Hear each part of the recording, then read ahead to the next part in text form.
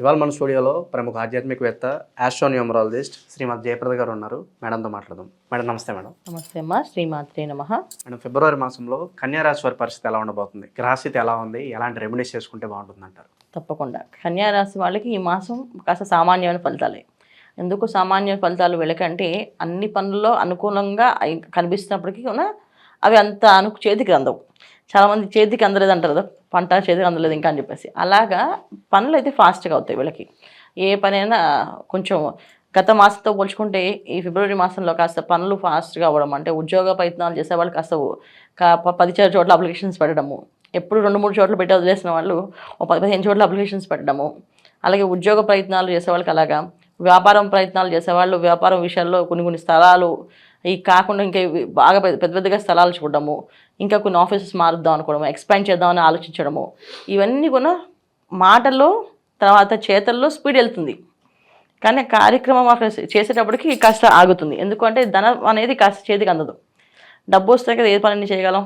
వీళ్ళ కన్యా రాశి వాళ్ళకి చేతికి డబ్బులు అందవు. మిగతా అన్ని పనులు డబ్బులు రాకపోవడం ఎక్కువగా ఉంటుంది. సో బ్యాంక్ లోన్ ఇవాళ వచ్చేస్తుంది, రేపు వచ్చేస్తుంది అనుకుంటూ లోన్స్ మీద కాస్తంతా ఈ పనులన్నీ ఎలా ఉన్నాయంటే వీళ్ళకి చూడడానికి చెప్పడానికి అన్నీ అనుకూలంగా కనిపిస్తాయి, అన్నీ అనుకూలంగా మాట్లాడతారు అందరూ వీళ్ళకి. అంటే ఇంత ముందు కంటే ఈ గత మాసం కంటే ఈ మాసం వీళ్ళకి ఏంటంటే మనుషుల్లో కాస్త ప్రవర్తన, వీళ్ళు సహాయం చేసే మనుషులు రావడం కానీ, వాళ్ళు వీళ్ళకి సహాయం చేస్తాం అనుకుని నమ్మడం కానీ, నమ్మించడం కానీ అలా విధంగా జరిగే అవకాశం ఎక్కువగా ఉంది. సో పనులు ఫాస్ట్గా వెళ్ళే ముందుకు కానీ డబ్బు చేతికి అందదు. ఇది కన్యా రాశి వాళ్ళకి ఈ మాసంలో. అయితే వీళ్ళు చేసుకోవాల్సిన పరిహారం, చేసుకోవాల్సిన విషయం ఏంటంటే ముందు ఏ విషయమైనా తొందరపడి నిర్ణయాలు తీసుకోకుండా నిదానంగా ఆలోచిస్తూ పని చేసుకుంటూ వెళ్తే కష్టే ఫలే సుఖే. అంటే కష్టపడుతూ వెళ్తే అవుతుంది. ఏదో వస్తుందని చెప్పి ఆశపడి వెళ్ళడం వల్ల చాలా ఇబ్బంది పడతారు. ఎందుకంటే ఇక్కడ ఎందుకు వస్తుంది ఆలోచన వాళ్ళకి, మీనరాశిలో శుక్రుడు ఉండడం వల్ల ఏంటంటే రాహువు శుక్రుడు కలిసి ఉండడం వల్ల కాస్తంత అలంకరణలకి, తర్వాత ఫ్యాషన్లకి తెలియని ఒక ప్రభావాలకు పడిపోయి, అంటే తెలియని ఒక ఆకర్షణకి లోనై చాలామంది ఏంటంటే చెడు సావాసాలు, చెడు వాళ్ళతో స్నేహాలు పెరగడం అనేది జరుగుతుంటుంది. అందులో అమ్మాయిలైనా అబ్బాయిలైనా. అమ్మాయిలు ముఖ్యంగా జాగ్రత్తగా ఉండాల్సిన అవసరం ఉంది. చెడు ఫలితాలు అనేది ఎక్కువగా అమ్మాయిలకి కనిపిస్తుంది ఈ మాసంలో. సో కన్యా రాశిలో ఆడపిల్లలు ఎవరైతే ఉన్నారో వాళ్ళు కాస్త కొత్త స్నేహాలు కానీ, కొత్త పార్టీలకు వెళ్ళడం కానీ, వాళ్ళతో బయటికి వెళ్ళడం కానీ చేయకుండా ఉంటే మంచిది. లేకపోతే వీళ్ళకి చాలా సమస్యలు ఎదురయ్యే అవకాశం వాళ్ళ వల్ల వస్తుంది. అందుకని జాగ్రత్తగా ఉండాలి. అలాగే అబ్బాయిలు కూడా కొత్త వాళ్ళతో పరిచయాలు చేసి పెంచుకోవడం, వాళ్ళతో కొత్తగా పార్టీలకు వెళ్ళడం కానీ, వాళ్ళతో పాటు కొత్త ప్రదేశాలకు వెళ్ళడం కానీ చేయడం వల్ల ప్రమాదాలు గురే అవకాశం ఎక్కువగా కనిపిస్తుంది. కనుక వెళ్ళకుండా ఉండడం మంచిది. పాత స్నేహాలు, పాత పరిచయాలతో అలా నెమ్మదిగా ఎక్కడ ఉన్న వాళ్ళు అక్కడ నెమ్మది నడుచుకుంటూ వెళ్తే ఈ మాసం వీళ్ళు గట్టెక్కే అవకాశం ఎక్కువగా ఉంటుంది. లేకపోతే ఇప్పుడు అన్నీ సుఖాలుగా కనిపిస్తాయి, తర్వాత అన్ని కష్టాలుగా కనిపిస్తాయి. అది ఈ మాసంలో వీళ్ళకి ఎక్కువగా ఉంది. ముఖ్యంగా విద్యార్థులు.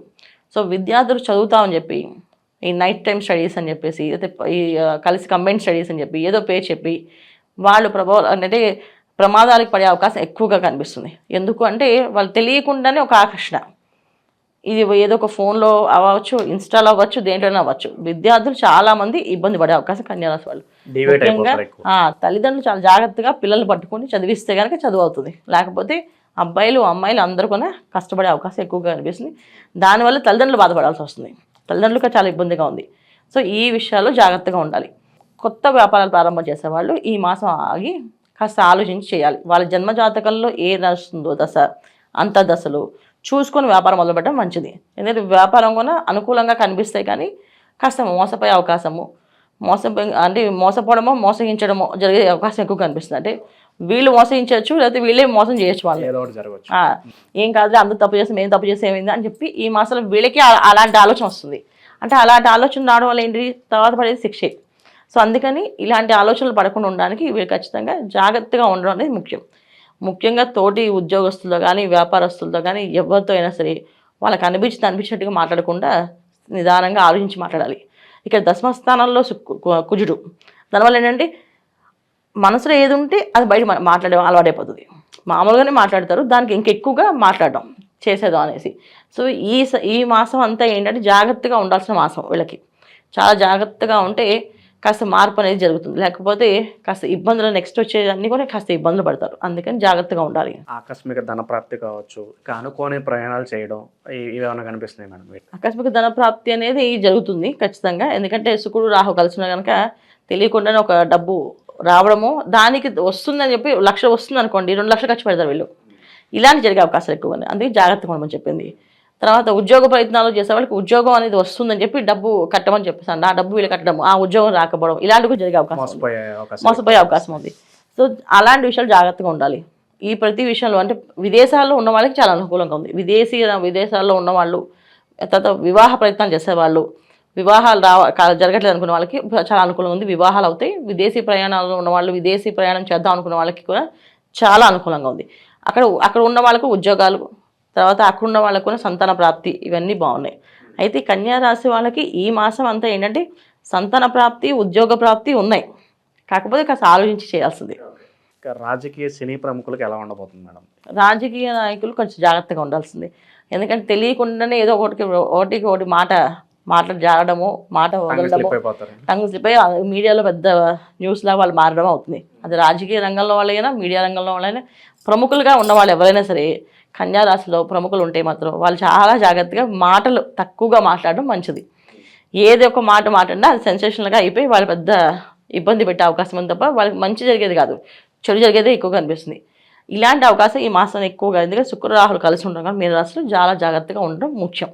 ఇది వీళ్ళు చూసుకోవాల్సింది. మేడం, ఇంకా మెరుగైన ఫలితాలు పొందడానికి కన్యా రాశి వారికి ఏదన్నా రెమెడీస్ ఉంటే తెలియజేయండి. తప్పకుండా. వీళ్ళు కన్యా రాశి వాళ్ళు విష్ణు సహస్రనామ పారాయణ, ఎప్పుడు విష్ణు సహస్రనామ పారాయణ వినడము, విష్ణు సహస్రనామాన్ని చదవడము, అయితే ఓం నమో నారాయణ అష్టాక్షర మంత్రాన్ని చేసుకోవడం, కనీసం 108 తక్కువ కాకుండా చేసుకొని బయటకు వెళ్తే ఎటువంటి మాయలో పడకుండా బయటపడతారు వీళ్ళు. లేకపోతే ఏదో ఒక మాయలో పడి ఇబ్బంది పడే అవకాశం ఎక్కువగా ఉంది కనుక జాగ్రత్తగా ఉండాల్సిన అవసరం ముఖ్యం, ఎంతైనా చాలా అవసరం వీళ్ళకి. సో ద్వాదశ రాశులు అందరూ ఏంటంటే ఫిబ్రవరి మాసం అనేది చాలా అనుకూలమైన మాసం. ఎందుకు అంటే రవి మాసం, రవి భగవానుడు మకర రాశిలో రావడము అనేది ఒక విశేషం.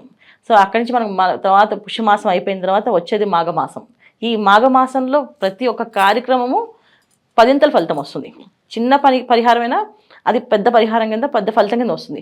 ఒక చిన్న దీపదానం చేస్తాము, ఆ దానం అనేది 10ంతలుగా మనకు లాభం అవుతుంది. అంటే ఇంట్లో చీకటి అనేది ఉండదు. దీపదానం అంటే ఏంటి? దీపాలు దానం చేస్తే దీపం వస్తున్నారు కాదు, మన ఇంట్లో ఏ రోజు చీకటి కోణం అనేది ఉండదు, చీకటిగా ఉండరు. అంటే చీకటి కోణము అంటే ఏంటంటే చెడు పనులు చేయడం కానీ, చెడు వ్యవహారాలకు వెళ్ళడం కానీ, వ్యసనాలకి బలివ్వడం కానీ జరగదు అని అర్థం. సో దీపదానం. అలాగే అన్నదానం చేస్తే ఏంటంటే అన్నానికి లోటు ఉండదు అని అంటారు. అన్నానికి లోటు ఉండదు అంటే ఏంటంటే చాలామంది ఆహారం ఉన్నా తినలేకపోతుంటారు. సో ఎందుకు తినలేకపోతుంటే వాళ్ళకి రకమైన సమస్యలు, అజీత సమస్యలు, ఏదో రోగ సమస్యలు, ఏదో ఒకటి, టైంకి అన్నం తినలేకపోవడం, టైంకి వేళకి తినలేకపోవడం అది జరుగుతుంటుంది. సో ఈ అన్నదానం చేయడం వల్ల అలాంటి ప్రాబ్లమ్స్ లేకుండా బయటపడతాం. సో మాఘమాసంలో అన్నదానం, దీపదానం, తర్వాత చాలామంది నోములు, పూజలు, వ్రతాలు చేస్తుంటారు. దాంట్లో చాలామంది నోములకి పళ్ళు, పసుపు, కుంకాలు, బట్టలు, వస్త్రాలు ఇవన్నీ దానం చేస్తుంటారు. ఇవన్నీ కొన్ని చేయడం వల్ల చాలా మంచి ఫలితాలు ఉంటాయి. అయితే ఒక్కొక్క రాశి వాళ్ళు ఏం చేసుకోవాలి అంటే, మేషరాశి వాళ్ళు ఈ మాసం అంతా అన్నదానం చేస్తే చాలా మంచి ఫలితాలు. అలాగే వృషభ రాశి వాళ్ళు ఈ మాసం అంతా చక్కగా వస్త్రదానం చేస్తే చాలా మంచి ఫలితాలు. మిథున రాశి వాళ్ళు పుస్తకాలు దానం చేస్తే విద్య బ్రహ్మాండం సాగుతుంది. అలాగే కర్కాటక రాశి వాళ్ళు ఏదో ఒక వస్తువుని దానం చేయడం, అంటే వెండి కానీ, రాగి కానీ ఏదో ఒక పాత్రను దానం చేస్తే అన్ని అనుకూలమైన ఫలితాలు కనిపిస్తున్నాయి. అలాగే సింహరాశి వాళ్ళు చక్కగా ఒక 10 మందికి చదువు, విద్యాదానం చేయడం కానీ, ఒక విద్యార్థికి విద్య కట్టించడం కానీ చేయడం వల్ల మంచి ఫలితాలు ఉన్నాయి. ఇలా ఒక్కొక్క రాశి వాళ్ళు చేసుకుంటూ వెళ్తే అన్ని అనుకూలమైన ఫలితాలు కనిపిస్తున్నాయి.